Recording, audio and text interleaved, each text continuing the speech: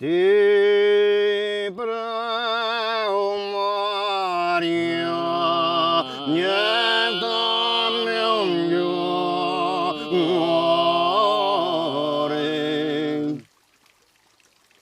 Scrivo cuttia, sangue mio, cori mio, uci mia, maci terra, ruci e amara di Sicilia. Io sogno to, e non mi sazio rito mille colori.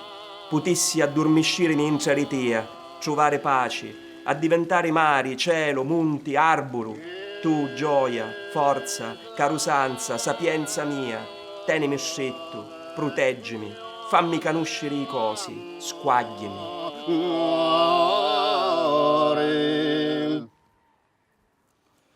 Cuore. Quando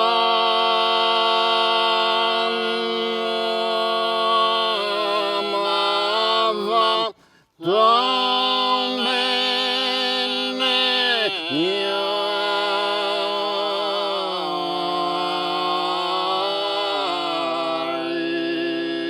Immagino la Sicilia come certi animali che si incontrano nella campagna al crepuscolo. Mi è capitato nella campagna di Partinico, per esempio, di incontrare qualche volpe che si ferma, ti guarda, quasi pare che ti sorrida e poi fugge via.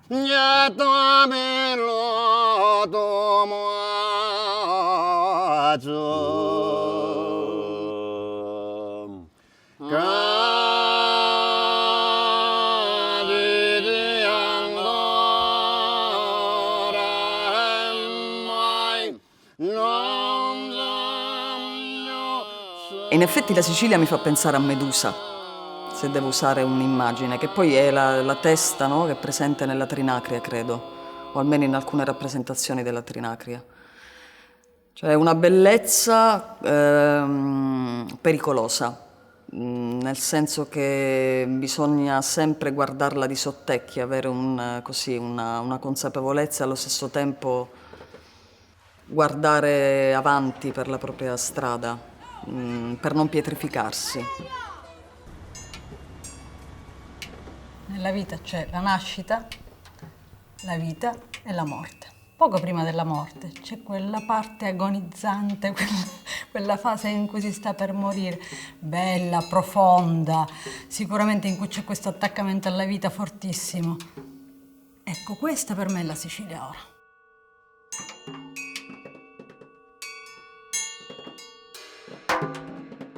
Cosa vuol dire un pensiero sulla Sicilia? È il luogo delle contraddizioni? Si può dire questo? Sì, ma anche questo è abbastanza facile. È il luogo delle meraviglie, ma anche dell'orrore.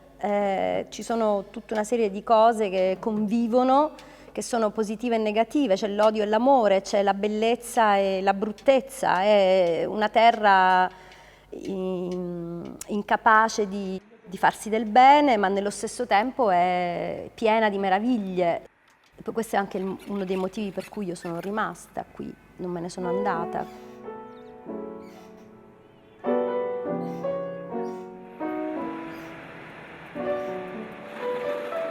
La Sicilia è, secondo me, ottima per avere nostalgia. Se uno ha bisogno di provare questo sentimento, per esempio io quando vado fuori dalla Sicilia ho nostalgia della Sicilia, però quando torno me ne vorrei scappare. Quindi diciamo, se uno aspira alla nostalgia è ottimo essere siciliano e stare fuori.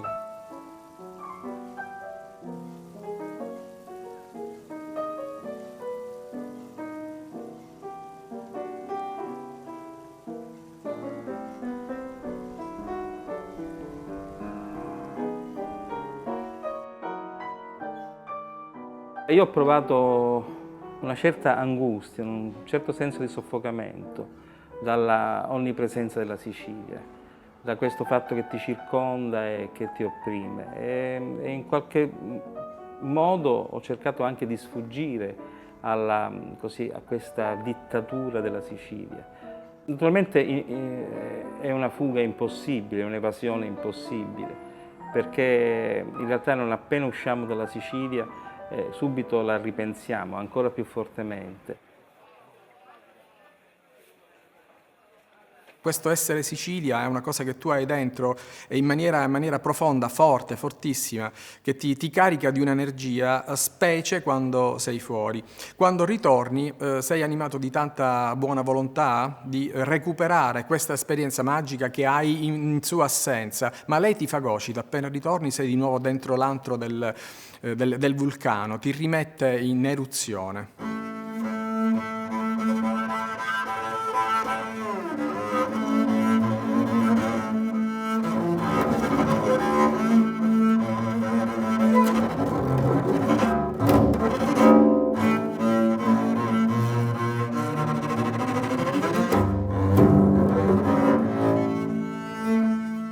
Una volta sono stata 2 anni in Francia e ho avuto un ricordo. Mi sono ricordata di me, bambina piccola, che giocava sui mosaici di Piazza Armerina. Perché mia madre, la mia prima madre, io ho avuto come tante voci, tante madri, la mia prima madre era di Piazza Armerina. E allora lei amava molto i bambini, ci portava a me, le mie cugine, altri bambini e giocavo a piedino, che è un gioco antico che si faceva per le strade dei paesi, a piedino sui mosaici di Piazza Armerina.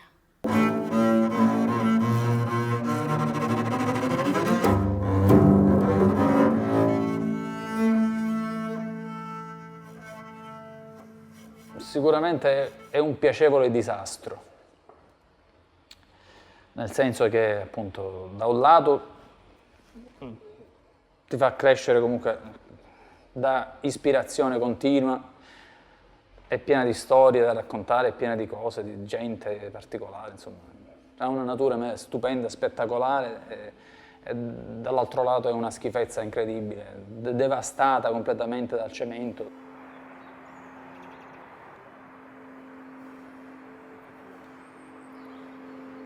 Per me la Sicilia è un grande problema. Diciamo che la Sicilia è la terra della tolleranza. Si tollera di tutto. Tolleranza e giustizia sono 2 concetti che purtroppo alla fine, insomma, si escludono.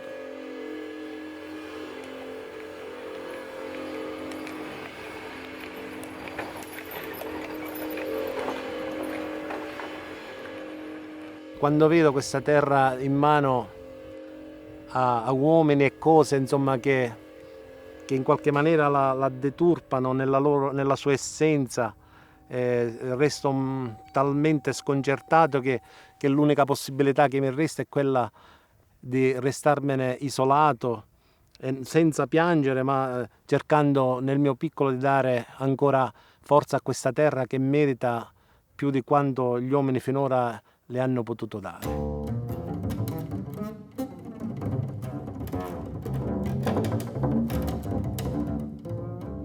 La Sicilia è un luogo ideale per la scrittura e per l'invenzione, perché è un luogo ostile, perché è un luogo di grandi conflitti, perché è un luogo di demoni, di segreti inconfessabili, di violenze, di tentativi di prevaricazione, di esclusioni, di orticelli, di mafie.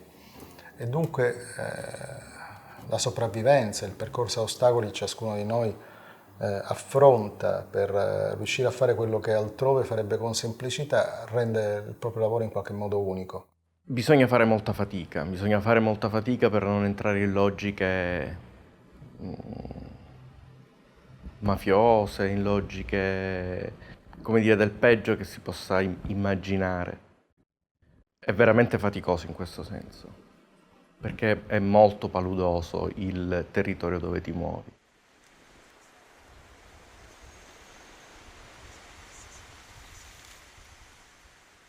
La Sicilia è genio e sregolatezza, però non nel senso bohemien come normalmente viene inteso questa coppia di aggettivi, quanto nel senso che c'è tanto sregolatezza intesa come fuori controllo in Sicilia, e questo fuori controllo consente l'emersione del genio, della genialità. Purtroppo quella che attecchisce in Sicilia spesso è una genialità legata a cose poco edificanti, ma anche quelle in qualche modo gestite in maniera geniale. Chi invece fa delle cose più edificanti del genio siciliano li vediamo spesso impegnati all'estero. Ecco, la Sicilia come popolo. La Sicilia come popolo, che è la cosa poi che tormentava moltissimo Luigi Natoli, che è più conosciuto forse come William Galt, l'autore dei Beati Paoli, che scriveva con questo grandissimo interesse di cercare di formare nel popolo siciliano il senso della unità, il senso della propria nazione, il senso proprio di popolo. Questo non si è mai verificato, se non raramente.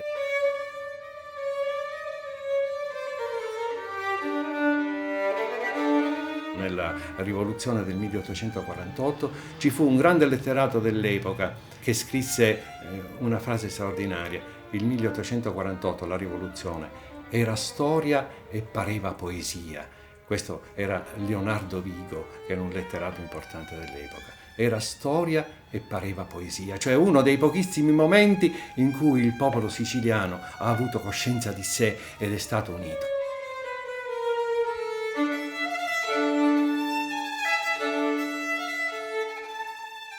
Io appartengo ad una generazione che ha vissuto con grandissimo entusiasmo gli anni della primavera siciliana.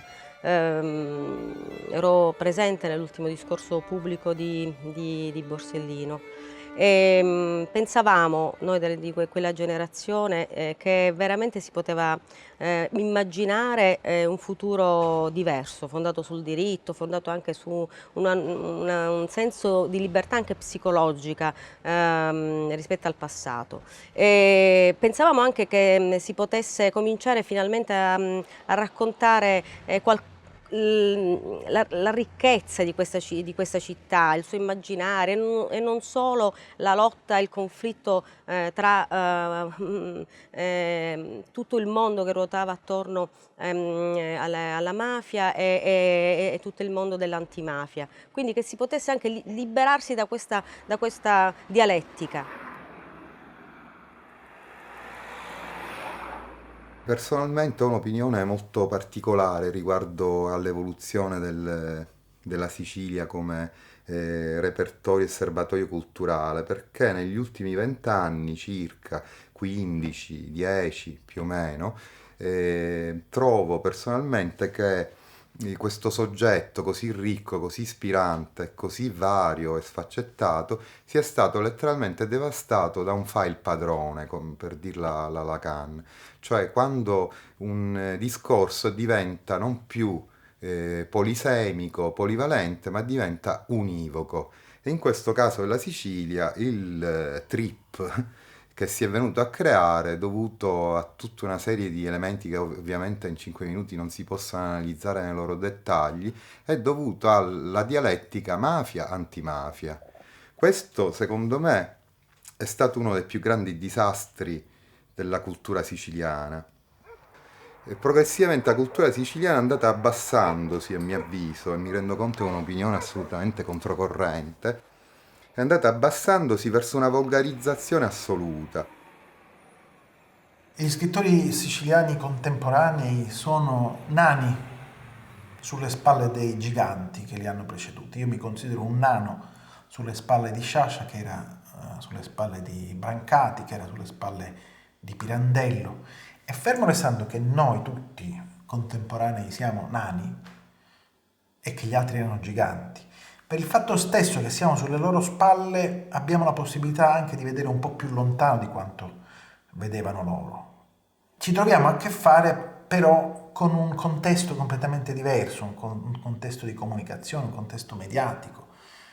Non è che manchino le prediche degli intellettuali, mancano i pulpiti, c'è una polverizzazione dell'opinione pubblica che fa sì che non esistano più intellettuali come poteva essere Sciascia, l'ultimo intellettuale siciliano che interveniva sulla realtà, per cui l'impatto non è lo stesso che un articolo che si intitola, per esempio, I professionisti dell'antimafia, di cui a distanza di 25 anni ancora si parla.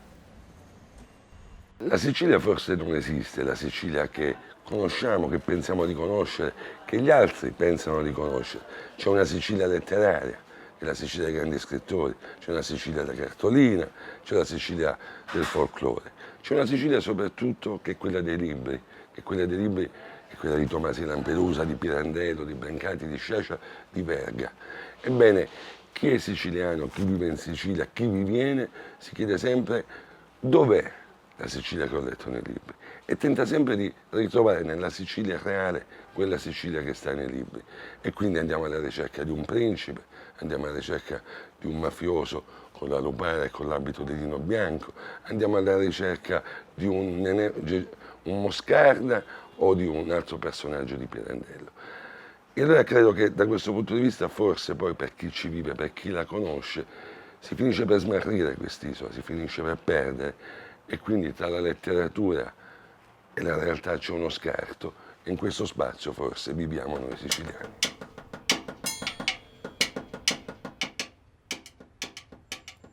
Io ritengo che questa terra, che questa Sicilia ci dia l'isolamento, è vero, spesso la solitudine espressiva, però ci dà anche la connotazione forte di una parola che è quella e non è altra. E io faccio esempi, per esempio, non so, la parola di Vincenzo Consolo, la parola di Buffalino, la parola di Sciascia, la parola di D'Arrigo. Sono parole di Bonaviri, che abitava qui, è nato qui, a pochi chilometri da qui, a Mineo. Sono parole del tutto differenti, storie narrative del tutto differenti, però che hanno in comune questa matrice, l'essere qui, far parte della memoria e della parola dell'isola.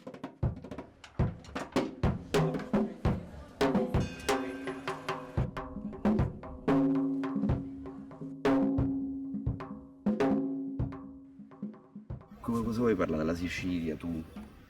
Perché no? In fondo diciamo siamo siciliani. Sì, ho capito, ma io mi chiedevo, cioè la domanda è tu vuoi parlare della Sicilia? Quando parliamo della Sicilia e te di che parliamo? Sempre male ne parliamo. No dai, simpaticamente bene. No, non è vero, noi l'abbiamo girata abbastanza. La stiamo girando ancora. Sì, la stiamo conoscendo perché non si finisce mai di conoscere, è bella. È bellissima. È un po' ingrata forse, se vogliamo. Sì, no, qualcuno che ha detto qualche giorno fa, ho sentito uno che mi ha dato... Parlavano della nostra città, dicevano che è una città stuprata. Non era male come idea, ma cioè dopo lo stupro. Cioè adesso vedere Palermo dopo lo stupro, non come una donna dopo quindi con una tutto bella quello donna, che si, una donna molto bella. Bellissima, dopo tutto quello che si porta appresso dopo uno stupro, una donna ovviamente traumatizzata per sempre. E noi che facciamo? Stiamo lì e la guardiamo. Il palermitano non è una lingua, è una violenza carnale, cioè uno stupro costante. E questa è una cosa che mi ha affascinato moltissimo. Sentire parlare un palermitano è come assistere a uno stupro costante, perché è veramente violento, è la lingua della violenza, dell'aggressione. E questa è la forza anche di questa città, perché ha una grande carica di aggressività. Gli artisti di quelli che riescono a lavorare bene sulla città sono quelli più aggressivi, quelli che non accettano nessun compromesso, quelli che rifiutano tutto e che ti aggrediscono e ti danno uno schiaffo violentissimo, che ti fermano e ti rubano tutto.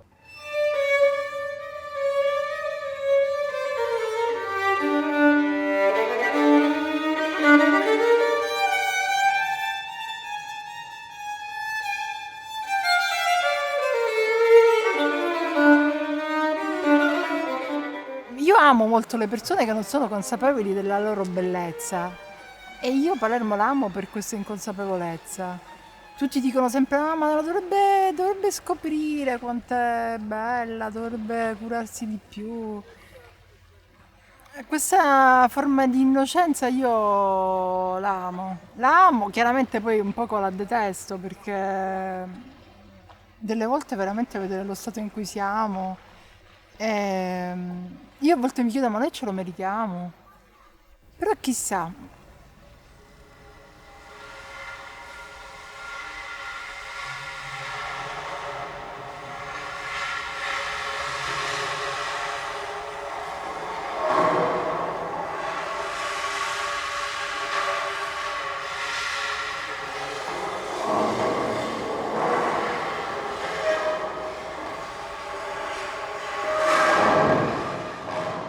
Io proprio detesto Palermo perché è proprio cupa. Andiamo soltanto all'architettura, che è bellissima, che è un incrocio di stili fantastico, però la gente e il karma negativo che ha accumulato in questo secondo dopoguerra è veramente una città pesante da sopportare. Sì, infatti è una città da bene, cioè bisogna che si faccia un esorcismo gigantesco per questa città. Quando ci fu la peste nel 1600 hanno preso le reliquie di una santa e l'hanno portate in giro come benedizione, come esorcismo totale. Oggi forse bisognerebbe rifare queste cose. Questa sorta di benedizione totale è una cosa che andrebbe fatta perché veramente è un problema di karma, cioè è una negatività atavica insita proprio nell'anima di questa città.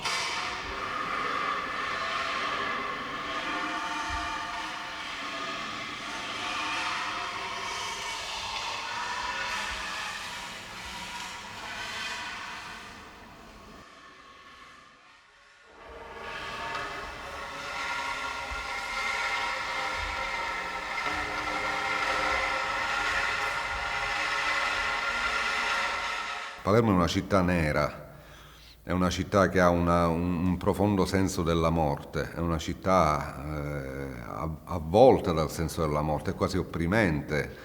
È vero che ci sono delle condizioni climatiche, ma penso più che altro alla luce.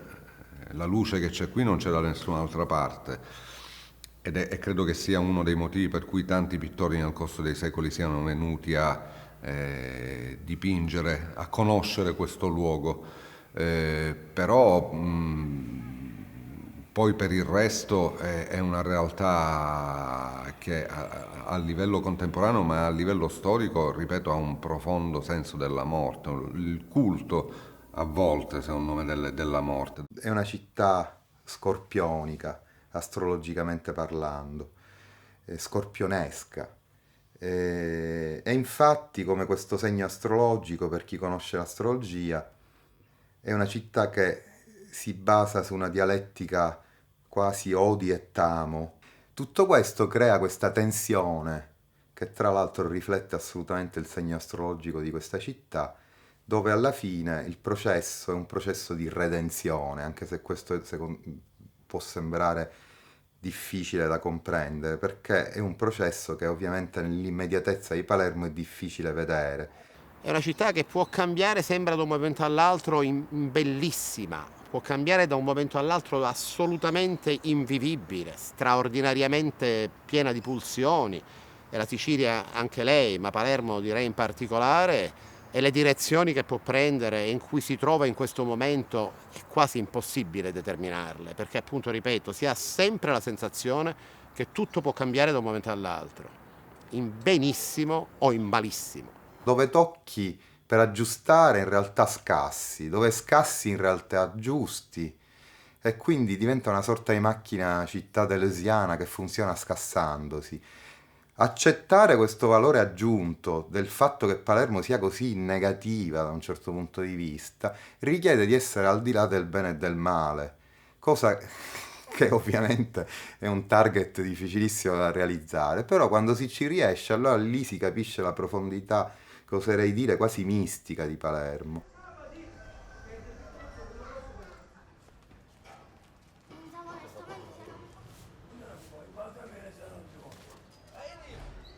Palermo la vedo come una femmina, come una donna, con la sua pelle liscia, di seta, che è dolce a carezzare. E poi invece un giorno la reincontri e quella stessa pelle comincia a sudare e ti rendi conto, standole accanto, vivendola, che quel sudore è un sudore acido. Palermo è una città assolutamente fetida, non solo dal punto di vista olfattivo, ma anche dal punto di vista proprio estetico.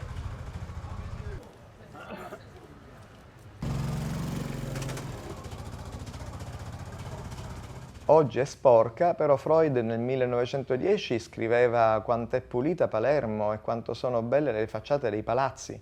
Nel 1924 Virginia Woolf scriveva nelle lettere alle amiche come sono pulite le strade di Palermo.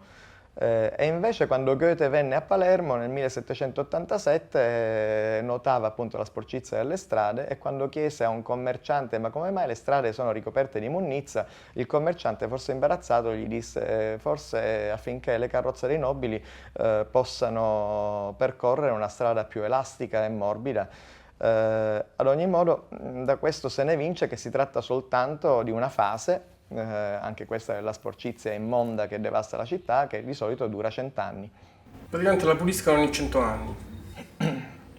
Arrivo l'estate e finiscino in Sicilia, sulle mare macchine parcheggiate in doppia fila, c'è sempre qualcuno mezzo alzata chi bucia, non ci sono dubbi, questa terra mia. Arrivo l'estate e finiscino in Sicilia, mi sussurro in tavola, capanza sempre china, a fine settimana già picche cicchila, non ci sono dubbi, questa terra mia. Questa è la città di quegli alberi dalla grande circonferenza, i ficus che a Piazza Marina con la loro chioma regalano tanta ombra a chi vuol passare del tempo, che appoggiano i rami su delle escrescenze che scivolano fino a terra. I ficus si allargano, ma le loro radici arrivano sottoterra fino a molte decine di metri e distruggono tutto ciò che trovano lungo il loro corso, nel loro passaggio sotterraneo. E infatti lo mafioso da campagna in Palermo come un socce se va in fogna, o mafioso cittadino s'accompagna e tutte e due s'ammiscano la rugna. E non c'è cantonera che sparagna, né arbolo contenno un tale pugna, da mafia che ammazzava po' fermento, a roba e scanna ora pucimento. Il ficus in qualche modo è una metafora di questa città. Ciò che vedete in superficie è enorme, pare davvero inscalfibile, ma ciò che è sottoterra regge questo gigantesco apparato di potere e di esclusione è ancora più vasto e minaccioso. Questa è una città nella quale si resta affascinati da questa magnificenza e non si comprende che in realtà questa magnificenza poggia su radici minacciose. E la mafia è soddisfatta e sul rispetto, portato qua pistola dallo petto. E la mafia è soddisfatta e sul rispetto, portato qua pistola dallo petto. Palermo, come buona parte della Sicilia, è una città che è capace di grandi eccessi nel bene e nel male. È una città di grandi eroismi e quindi di grandi eroi e di grandi carogne.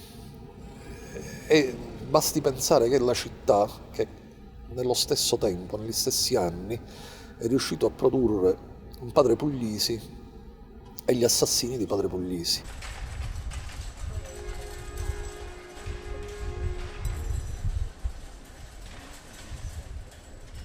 Della Sicilia,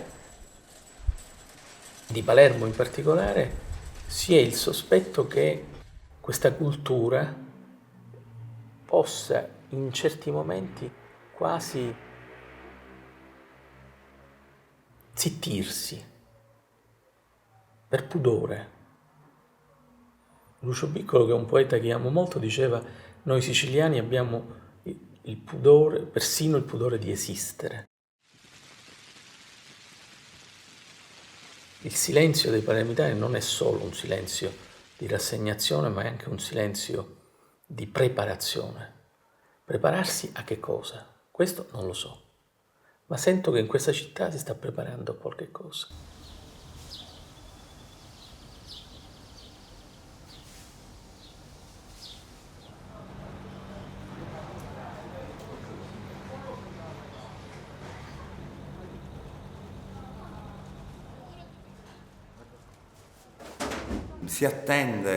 Si continua ad attendere un momento di rinascita, però questa rinascita è tarda ad arrivare. Credo che forse le persone di cultura danno una spinta a questo bisogno di proprio emancipazione sostanzialmente,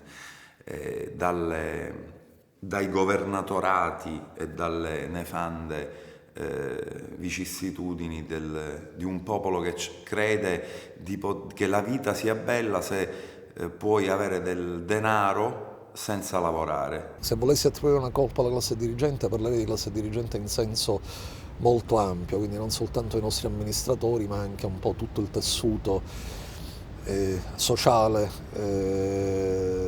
dalla borghesia al sottoproletariato, alla piccola borghesia. Dico, ho detto borghesia non senza timori, perché in realtà la borghesia in questa città credo che si sia estinta alla fine degli anni 50, quando è cominciato il boom edilizio, che alcuni chiamano il sacco edilizio di Palermo. Non che a Palermo manchino i grandi borghesi, ci sono, ma non fanno sistema, non fanno classe. Noi, per esempio, che facciamo lavoro di cultura appunto attiva, quindi cerchiamo di produrre la cultura o di continuarla o di preservarla, abbiamo in qualche modo il dovere di far capire quanto invece la vita è per lo più non il lavoro inteso come occupazione, ma il lavoro inteso come produzione di qualcosa, perché al di fuori di quello si può avere anche 3 SUV, ma sostanzialmente la nostra insoddisfazione rimane più o meno perenne. Ecco, spero che i palermitani progrediscano e diventino da acquistatori di SUV consumatori di cultura e di benessere reale. Arrivo l'estate in minicino in Sicilia, sulle mare macchine parcheggiate in doppia fila, c'è sempre qualcuno in mezzo a strada chi bugia, non ci sono dubbi, questa terra mia. Palermo ha delle estati meno calde del solito. Ora, quest'estate è sicuramente un'estate strana, non è tanto palermitana, è piovosa, piena di vento, di cose. Quindi si sta un pochino, cioè Palermo si sta raffreddando e questo le farebbe bene, perché comunque raffreddandosi potrebbe avere una migliore ragionevolezza nell'affrontare le cose, no? La testa calda di Palermo si sta raffreddando. Non trovi che è un'estate più fredda delle solite estati? Cioè, un po', no? Un'estate diversa. Non è più estate a Palermo. Detto questo, che c'è da dire ancora sulla Sicilia?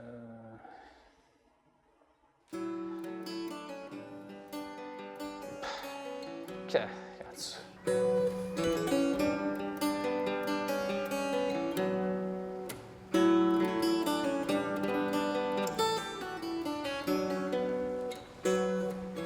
Sicuramente una suggestione forte ce l'ha lasciata Bufalino quando parla dell'isola plurale, no? Dice lui: c'è la Sicilia del Carrubbo, c'è la Sicilia delle Saline, e quindi da questo punto di vista si può dire anche c'è la Sicilia dell'interiorità e poi una Sicilia dello stereotipo, c'è una Sicilia in qualche modo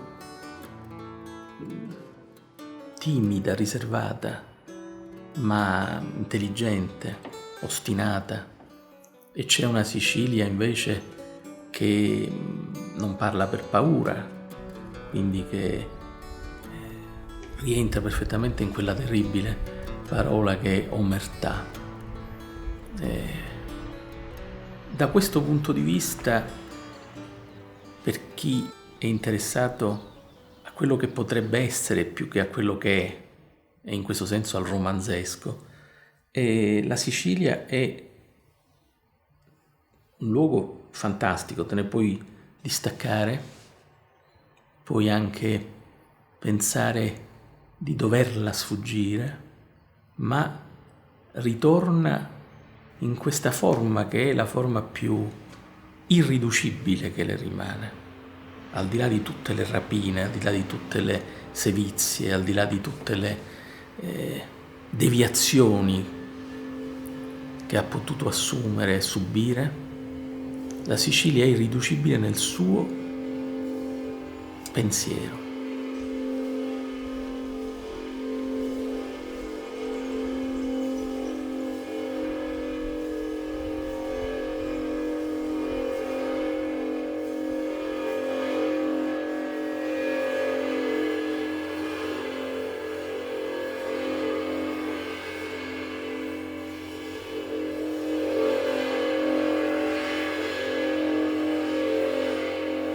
E questa l'ho scritta proprio andando a Palermo a un incontro in assessorato.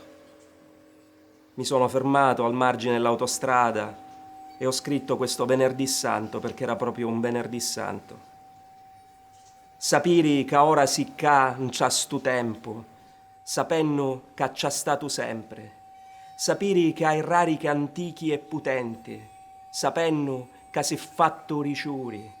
Sapiri che au chiantu e simenza, sapenno che amuri e naligi più grandi. Sapiri che fusti, che fummo, che fossi nuauce a parola per dire cusemo, chi peri chiantati in ta terra.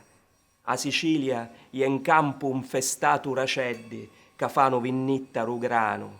Iu, tu, nuauce, semu stu grano e a vinnitta. A Sicilia è in temano rinuddu, a Sicilia è in aneggia. Iu, tu, nuauce, semu un'assenza che fui, che torna, che spui, che vampa e svapura. Solo una resta sapiri che au chianto e simenza, sapennu che amuri e naligi più grandi. Mangiatemi u core, mangiatemi u core.